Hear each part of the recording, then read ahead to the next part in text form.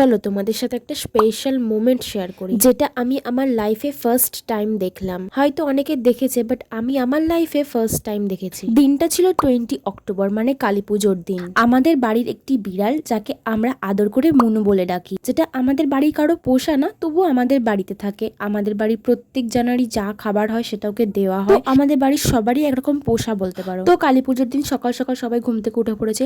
রোজকারের মতো সবাই ঘর ঝাড় দেওয়া, মোছামুছি সবই করছে। তো সকাল থেকে সবাই লক্ষ্য করলাম যে মনু কন্টিনিউয়াসলি কেঁদেই যাচ্ছে। আমাদের মনে একবার ডাউট হয়েছিল যে মনু তো প্রেগনেন্ট, হয়তো ওর প্রবলেম হচ্ছে, কষ্ট হচ্ছে, তাই ও কান্নাকাটি করছে। তবু আমরা ব্যাপারটা কতটা সিরিয়াস নেইনি। বাট কয়েক মিনিটের মধ্যেই দেখলাম মনুর বেবি হয়েছে। সকাল সকাল এত সুন্দর একটা মুহূর্ত দেখার জন্য প্রস্তুত ছিলাম না একদমই। তো এটা হচ্ছে আমাদের বাড়ির উঠোনে বলতে পারো। তো ওখানে মনুর বেবি হয়। তো মনুর 3টে বেবি হয়, বাট ফার্স্টে এই বেবিটা হয়। আমরা সবাই তো মানে আমি তো বিশেষ করে দৃশ্যটা দেখে পুরোপুরি অবাক। তো মনু তারপরে বেবিটাকে মুখে করে নিয়ে একটা সেফটি জায়গায় চলে যায়।